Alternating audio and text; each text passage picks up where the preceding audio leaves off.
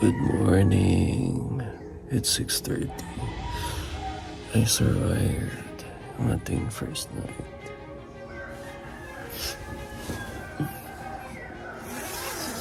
Ang lamig. Sobra.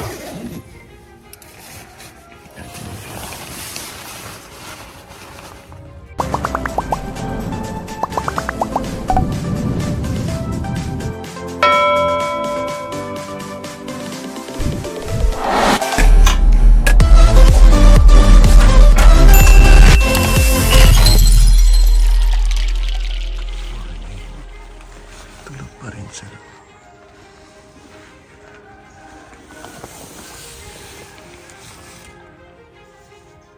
Sarap. Grabe, nakakatamad bumangon. Sarap yung tulog ko eh. Nagkikising-gising lang ako kasi may naririnig ako sa labas. Pero ang daming birds, iba-ibang sounds nila. Nakakatawa.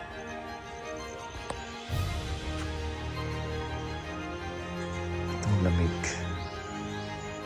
Lamig din. Bumuka na siya.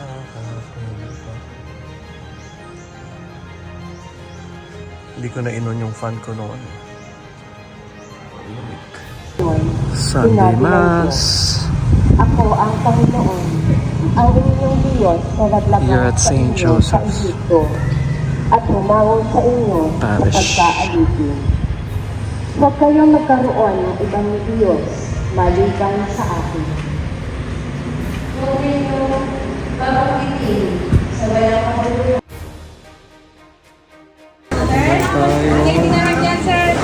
Sabi na yung ginatang tulingan na parang Tanggalin mo yung buntot nito kaya. sop-sop. Pero hindi siya sop-sop. Tsaka tahong. Ito pa kaya, tanggalin mo rin yung ginagawa. Mas yung nabawa. Tapos ginataang tulungan. So, tapos kalamatisan.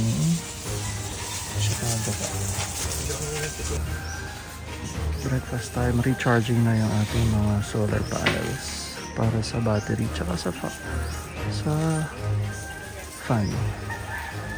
We have a show tonight online. Ito natin palayok. Natag natin itong kamatis. Para din sa ano? Sa ating kamatisan.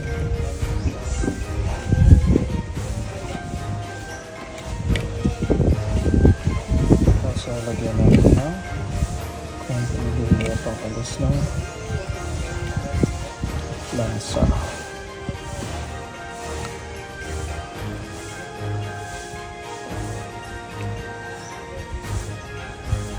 Tapos, gas na ito.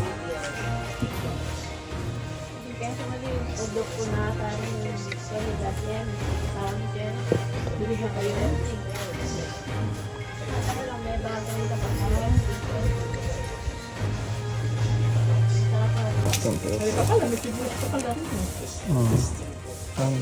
Tantinan, tapos lagyan natin ng pepper, and then lagyan natin ng onions on top. Yan o.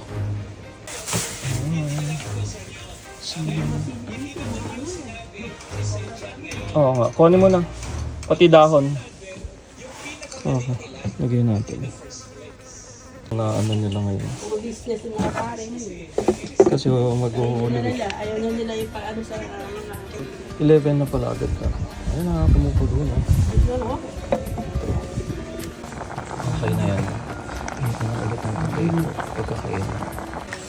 Next menu, tahong sa patis. Isa, some garlic. Garlic. Let's put ang tahong.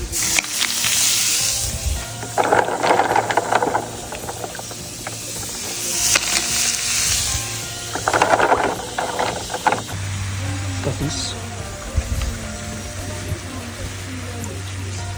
Then put some water. With fresh pepper and galanas seed. Let's cover it.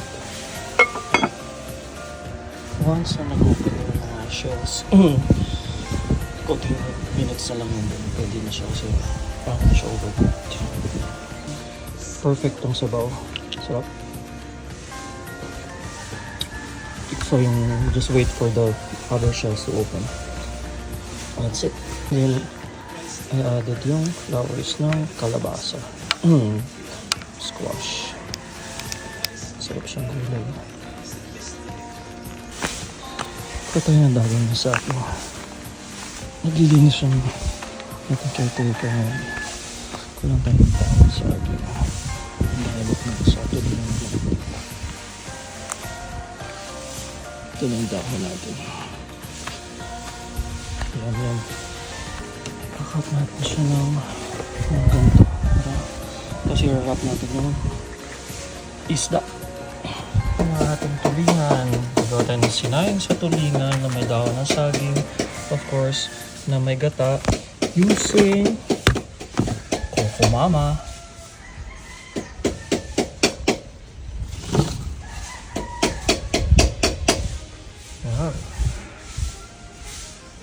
Easy Mama.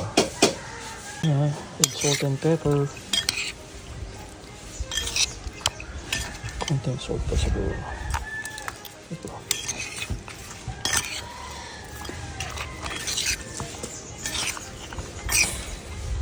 And then, we'll put one here.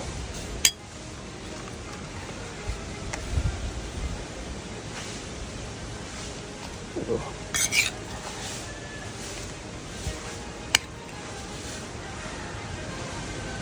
Lang natin. Roll na lang, di na natin tatalian. Tapos we'll set it aside. Then the rest.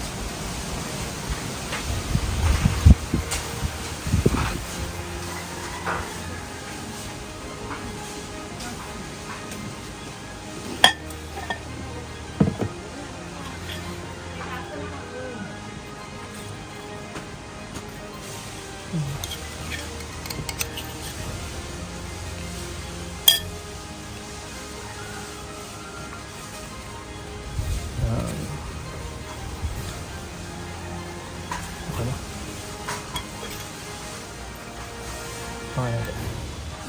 Okay na. All set. Lagyan na natin sa palayok and then we'll cook it for a few hours. So palayok na siya. Lagyan na natin the rest. Then we put our Coco Mama. Easy Mama. Sarap na yun.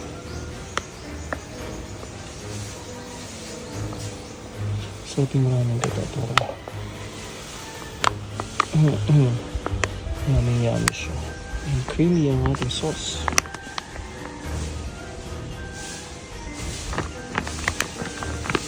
And we cover it.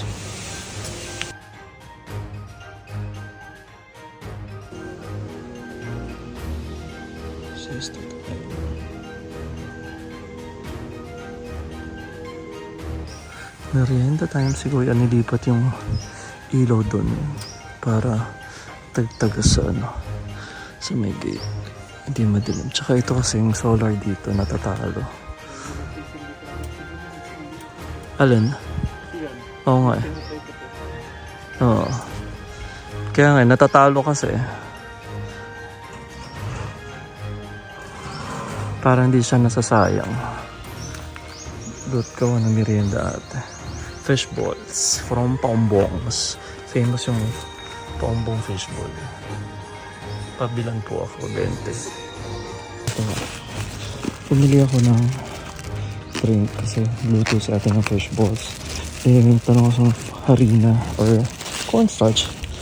Kasi gusto ko bumili ng sauce na brown. Wala daw. Ginawa niya. Binigay niya sa akin yung ginagamit. Sabi ko konti lang. Sabi niya hindi naman din nagagamit. Kaya binigay niya na rin sa akin. Ito. Salamat po. Muwi na sila Maymay. Kapitbahay natin. Hindi na sila kagabi din. Ayan. Kung tomorrow pa. So, ciao. There's our fishbowl sauce. Ayan. Luto pa siya ng ibang fish balls. Merienda na. Ciao. Oo. Pwede na. Kuya, merienda na. Kuha tayo ng sili. Panglagay sa sauce. Hala, ayun na rin ito. 20 pesos nga po. Habang squid balls. Harap din niya ako ng ano eh. Wala rin siya eh. Wala. Sarap din squid balls. Doon sa ano, sa Wawa, meron eh. Hindi mo ako nakarating na rin. Saan ba nabili? Sa palengke lang. Yung sa... Gumagawa rin sila dun sa Wawa. Hindi. Yung squid May balls? nagdi-deliver doon sa palengke. Pero sa Wawa galing. Oo.